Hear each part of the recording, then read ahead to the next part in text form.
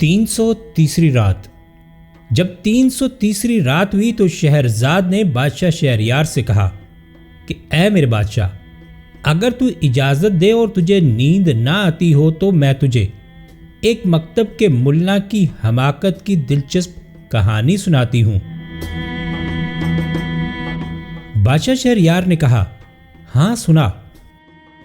شہرزاد نے کہا پرانے زمانے کی بات ہے کہ کسی گاؤں کے مکتب میں ایک ملا بچوں کو تعلیم دیا کرتا تھا۔ ایک روز کا واقعہ ہے کہ اس کے پاس ایک سمجھدار آدمی آیا اور اس کے قریب بیٹھ کر اس کا امتحان لینے لگا، اور جب وہ اس کا امتحان کر رہا تھا تو اس نے اسے بڑا فقیہ، نحوی، لغوی، شاعر، ادیب، عقل مند اور فہمیدہ پایا۔ وہ سمجھدار آدمی متعجب ہو کر اپنے دل میں کہنے لگا کہ جو لوگ بچوں کو مکتب میں پڑھاتے ہیں ان کی تو عقل ٹھکانے پر نہیں ہوتی۔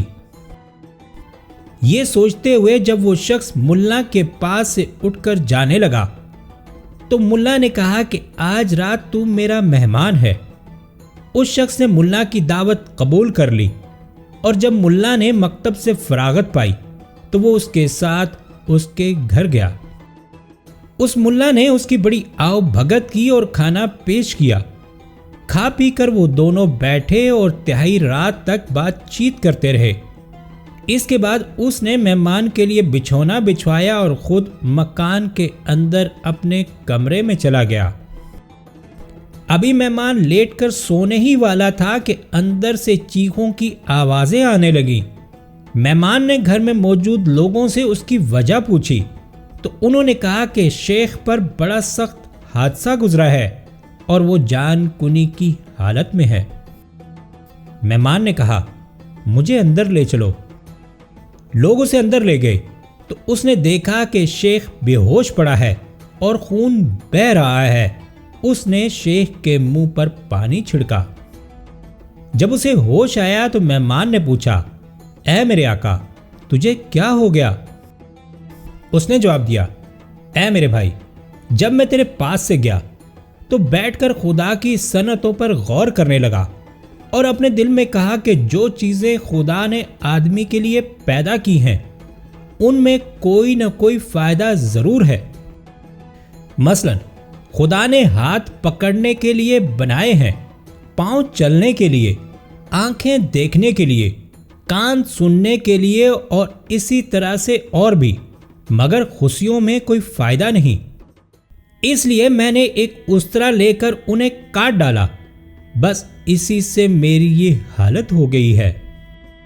اے میرے آقا، یہ سن کر مہمان اس کے پاس سے چلا گیا اور کہنے لگا کہ یہ کسی نے سچ ہی کہا ہے کہ جو ملا بچوں کو پڑھاتا ہے اس کی عقل ناقص ہوتی ہے، خواہ وہ تمام علوم میں کیسا ہی کامل کیوں نہ ہو۔ اب شہرزاد نے کہا کہ اے نیک بخت بادشاہ، اگر تجھے نیند نہ آتی ہو تو میں تجھے ایک ان پڑھ ملا کی کہانی سناتی ہوں۔ بادشاہ شہریار نے کہا ہاں سنا۔ شہرزاد نے کہا بغداد میں ایک پردیسی کسی دوسرے شہر سے آ کر بس گیا، اور وہ پردیسی نہ لکھنا جانتا تھا نہ پڑھنا، محض دھوکہ دے کر لوگوں کی روٹیاں کھاتا تھا۔ ایک بار اسے یہ خیال آیا کہ ایک مکتب کھول کر لڑکوں کو پڑھانا چاہیے۔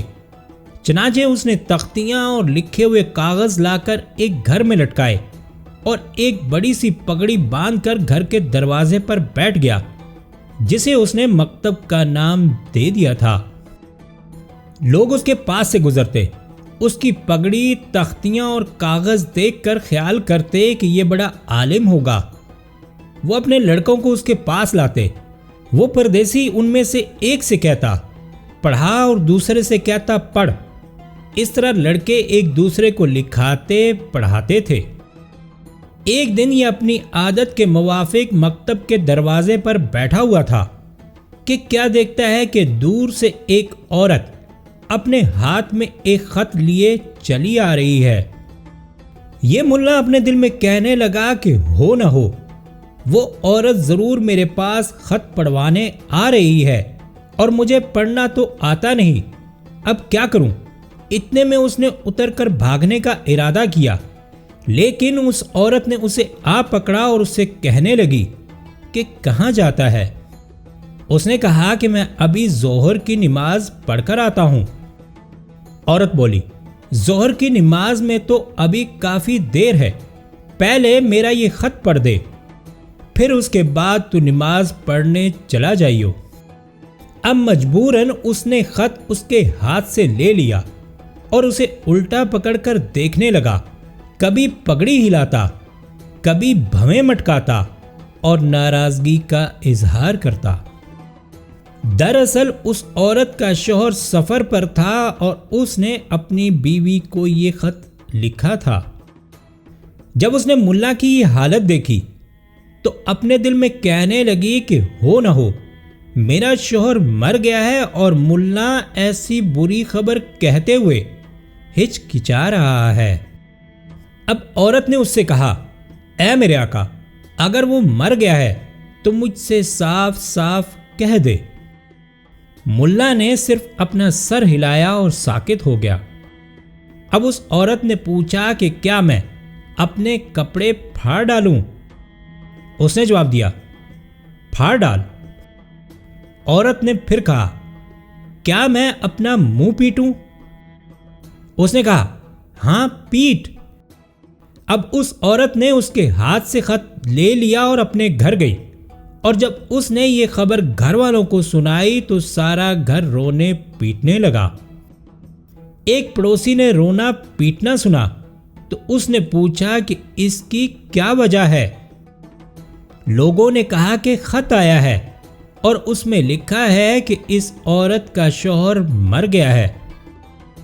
اس شخص نے کہا کہ یہ بالکل جھوٹی بات ہے، کیونکہ اس کے شوہر نے کل مجھے بھی ایک خط بھیجا تھا اور اس نے اس میں لکھا تھا کہ میں خیر و عافیت سے ہوں اور 10 دن کے بعد اپنی بیوی اور اہل و عیال کے پاس واپس آؤں گا۔ اب شہرزاد کو ثبوتی دکھائی دی اور اس نے یہ کہانی بند کر دی۔